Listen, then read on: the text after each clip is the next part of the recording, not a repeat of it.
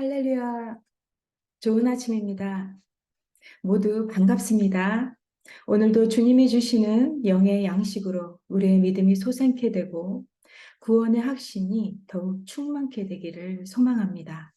오늘 하나님께서 주시는 말씀은 히브리서 3장 12절에서 19절 말씀입니다. 그럼 하나님의 말씀을 다 같이 봉독하시겠습니다.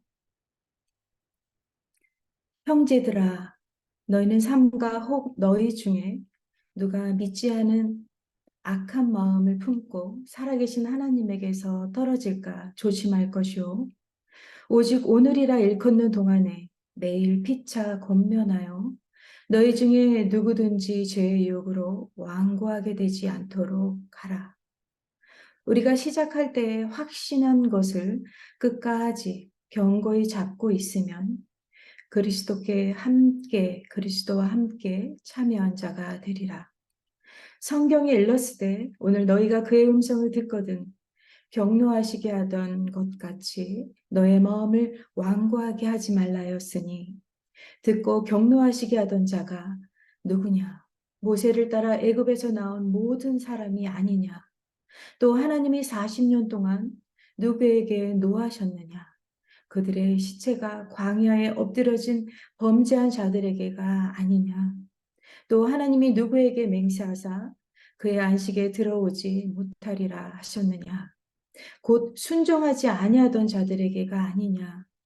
이러보건대 그들이 믿지 아니하므로 능히 들어가지 못한 것이라. 아멘.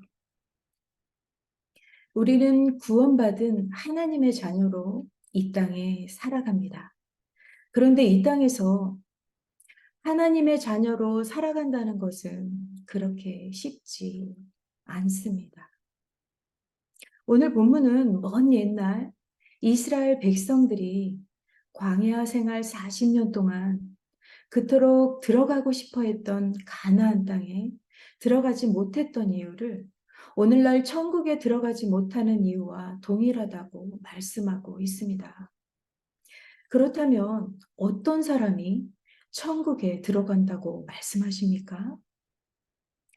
우리가 예수 믿고 구원에 확신한 것을 끝까지 견고히 잡고 있으면 그리스도와 함께 참여한 자가 되리라라고 말씀하십니다. 이 말씀은 우리가 믿음을 시작할 때 가졌던 구원의 확신을 끝까지 붙드는 것을 말씀합니다. 어떻게 보면 믿음을 시작하는 것은 쉽지만 이것을 끝까지 나의 믿음을 견고히 지켜나가는 것은 어렵기 때문이죠. 우리가 믿음 생활을 할 때에 많은 유혹이 있습니다. 때로는 환경으로부터 오는 유혹, 또 사람으로부터 오는 유혹, 정말 많은 다양한 유혹 때문에 우리의 마음은 강팍해지고 그 강팍해진 마음이 원망과 불평을 만들어내게 됩니다. 이런 마음이 하나님 앞으로 나아가지 못하게 하여 믿음이 흔들리게 됩니다. 이때 우리는 믿음을 견고히 해야 합니다. 그렇지 않으면 어떻게 됩니까? 13절에 오직 오늘이라 일컫는 동안에 매일 피차 권면하여 너희 중에 누구든지 죄의 유혹으로 완고하게 되지 않도록 하라. 죄의 유혹으로 완고하게 됩니다. 그럼 죄의 유혹에 빠지지 않기 위해 무엇을 해야 합니까? 서로 권면하여 죄의 유혹에 넘어지지 않도록 도와줘야 합니다. 이것은 올바른 신앙생활과 성도의 교제의 중요성을 말씀하고 있습니다. 히브리서 10장 25절에도 모이기를 패하는 어떤 사람들의 습관과 같이 하지 말고 오직 권하여 그날이 가까움을 볼수록 더욱 그리하자라고 말씀합니다. 우리는 주님 오실 때가 가까울수록 더욱더 서로를 돌아봐야 한다고 권면합니다. 성도 안에 있는 하나님에 대한 사랑과 성도에 대한 사랑을 서로에게 불러일으켜 줘야 합니다. 그리고 성도가 하나님이 기뻐하는 일에 선행하도록 격려할 수 있어야 합니다. 이를 위해서는 서로 모이기에 힘써야 한다는 것이죠. 왜냐하면 세상이 점점 더 어두워질수록 세상의 빛은 우리가 하나로 모여 더 강력한 빛을 발해야 하기 때문입니다. 세상이 점점 부패할수록 우리가 세상의 소금이 되어 그 강력한 맛을 내야 합니다. 그래서 주님 오실 때가 가까울수록 우리는 모이기에 힘써야 하는 것입니다. 이것은 우리에게 주시는 주님의 명령입니다. 여러분들도 교회 공동체 안에서 성도의 교제가 얼마나 중요한가를 깨닫고 있으십니까? 우리에게 신앙 공동체가 있는 목적이 여기에 있는 것입니다. 귀한 성도님들의 사랑의 교제와 섬김은 우리 교회가 하나님 앞으로 나아가게 하는 거룩한 통로가 되어줍니다. 그렇게 될 때 우리 교회 공동체 안에서 구원을 이루어가고 모두가 천국 백성으로 살아가게 될 것입니다. 따라서 지금도 누군가 믿음을 견고히 하는데 어려움을 겪고 있다면 서로 돌아보아 하나님께로 가까이 나아가게 되기를 소망합니다. 이어서 히브리서 저자는 이미 앞절에서 설명한 내용을 15절부터 19절에서도 반복하고 있습니다. 그러면서 이스라엘 백성들이 어떻게 해서 믿음으로 믿음을 실족하게 되었는지 시편 95편의 말씀을 인용하여 설명해 줍니다. 이스라엘 백성이 애굽에서 해방된 가운데 끝까지 확신을 가지고 믿음을 지킨 사람은 극소수였습니다. 대표적으로 여호수아와 갈렙뿐이었습니다. 그들만이 그렇게 꿈에 그리던 가나안에 들어갈 수 있었죠. 이것으로 볼 때 신앙생활에는 끝까지 믿음으로 순종하는 것이 중요했습니다. 그러면서 15절에 이스라엘 백성들이 어떤 이유로 가나안에 들어가지 못했는지 말씀합니다. 성경이 일렀을 오늘 너희가 그의 음성을 듣거든 경노하시게 하던 것 같이 너의 마음을 완고하게 하지 말라 하였으니. 여러분은 하나님이 어떤 자에게 노하신다고 생각하십니까? 이스라엘 백성은 은혜를 베푸시는 하나님께 애굽의 시절을 그리워하며 그들의 마음이 하나님 앞에 완고했기 때문이었습니다.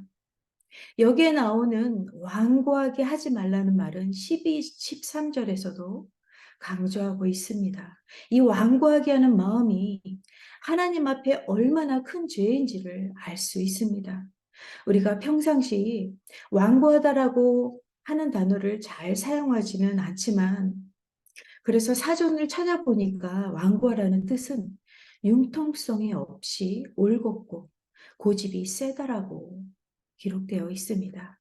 이런 사람은 절대로 남의 의견은 무조건 배척하면서 완고하게 자기 주장만을 합니다.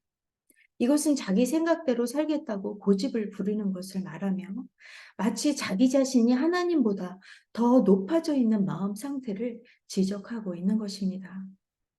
오늘날 우리도 완고해져서 환경과 형변 탓을 할 때가 있습니다. 그리고 많은 사람들이 믿음에 대해 복받고 편안한 삶을 살아가는 것으로 생각할 때도 있습니다. 이것이 바로 세상의 떡으로 살고자 하는 인간의 욕심인 것입니다. 그래서 하나님은 이스라엘 백성에게 다른 방식의 삶을 가르쳐 주고자 하셨던 것입니다. 그것은 신명기 8장 2절과 3절에 하나님의 뜻이 무엇인지 말씀하고 있습니다. 내 하나님 여호와께서 이 40년 동안에 너로 광야의 길을 걷게 하신 것을 기억하라. 이는 너를 낮추시며 너를 시험하사 내 마음이 어떠한지 그 명령을 지키는지 아니 지키는지 알려 하심이라.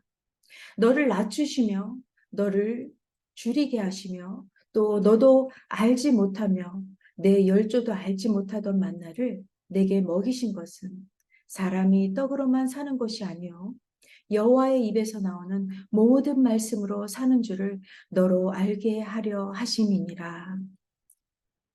광야 40년의 고통과 어려움에서 이스라엘이 배워야 했던 것은 사람이 떡으로만 사는 것이 아니라 여호와의 입에서 나오는 모든 말씀으로 사는 것이었습니다.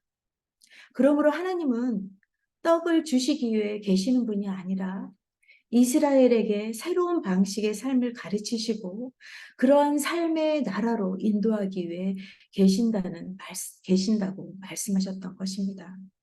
그런데 이스라엘은 광야에서 그들 자신들이 지금 어디를 향해 가고 있으며 애굽에서 구출된 의미를 잃어버렸던 것입니다.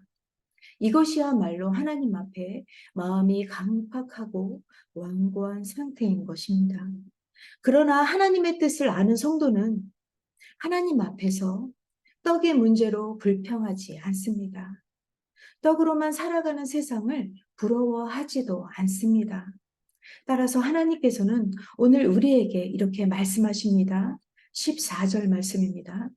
우리가 시작할 때에 확신한 것을 끝까지 견고히 잡고 있으면 그리스도와 함께 참여한 자가 되리라. 이와 같이 이스라엘 백성들이 가나안 땅에 들어가기 위해 필요했던 것은 믿음이었습니다. 그러므로 우리도 멸망당하지 않기 위해서 하나님께 오직 믿음과 순종뿐임을 믿습니다. 오늘 특별히 우리가 처음 믿을 때 가졌던 확신을 끝까지 붙들고 그리스도께서 주시는 구원을 함께 누릴 수 있기를 소원합니다. 말씀을 정리하겠습니다. 하나님이 이스라엘에 대하여 노하시고 격동하신 것은 그들의 마음이 하나님 앞에 완고했기 때문이었습니다. 그러므로 오늘 우리들에게 이 완고함이 있는지 돌아보고 처음 신앙을 회복하는 시간이 되길 소망합니다. 하나님은 이스라엘을 광야로 이끄신 이유가 사람이 떡으로만 사는 것이 아니라 여호와의 입에서 나오는 말씀으로 산다는 것입니다. 이것을 가르쳐 주시기 위해 이스라엘을 고난으로 인도하신 것입니다. 사랑하는 성도님들, 고난 가운데 있으십니까? 오늘 주신 말씀을 붙들고 여호와의 입에서 나오는 모든 말씀을 힘입어 위로와 소망을 얻게 되기를 소망합니다. 하나님은 우리를 영원한 하나님 나라의 백성으로 살도록 부르셨습니다. 그러므로 우리를 향한 하나님의 뜻이 무엇인지 발견하고 우리가 시작할 때 확신한 것을 끝까지 견고히 잡고 있으면 그리스도와 함께 참여한 자가 되게 하실 줄을 믿습니다. 세상의 떡을 구하지 말고 하나님 나라의 소망을 두고 믿음으로 살아가는 저와 여러분이 되시길 주님의 이름으로 축원드립니다. 아멘. 기도하시겠습니다. 하나님 감사합니다. 오늘 말씀을 통하여 성도의 교제가 얼마나 중요한지를 깨닫습니다.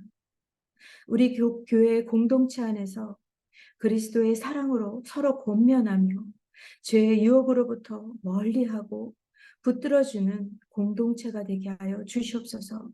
그래서 모두가 구원에 확신한 것을 끝까지 잡고 그리스도와 함께 참여한 성도가 되게 인도하여 주시옵소서. 예수 그리스도의 이름으로 기도합니다. 아멘. 기도 제목을 나누겠습니다. 오늘 우리에게 주신 말씀을 기억하시면서 기도했으면 좋겠습니다. 혹여나 어려운 환경으로 또 고통당하고 있는 성도님들 오늘 말씀으로 위로를 얻고 소망을 얻게 되기를 바랍니다. 그리고 어려운 환경으로 하나님 앞에 완고한 마음에 머물지 않도록 그래서 죄의 유혹에 빠지지 않고 또 형제를 서로 돌아보며 또 우리가 처음 믿음을 끝까지 붙드는 성도 되게 해달라고 기도하시기를 바랍니다. 그리고 우리 교회의 비전, 말씀, 제자, 미셔널 공동체를 이루는 성령 충만한 교회가 되기를 위해 기도해 주시길 바랍니다. 그리고 선교 중보 기도는 인도네시아 김충한, 김미 선교사이십니다. 우리 선교사님들 가정과 사역을 위해 우리 뜨거운 마음으로 함께 기도해 주시기를 바랍니다. 그리고 우리 교회 한우들을 위해 기도해 주시고요. 특별히 김용수 집사님께서 건강하게 회복하시길 위해 그리고 보살피고 있는 가족을 위해 기도해 주시기를 바랍니다. 그리고 이외에 우리 교회 아프신 성도님들 치유 회복을 위해 기도해 주시기를 부탁드립니다.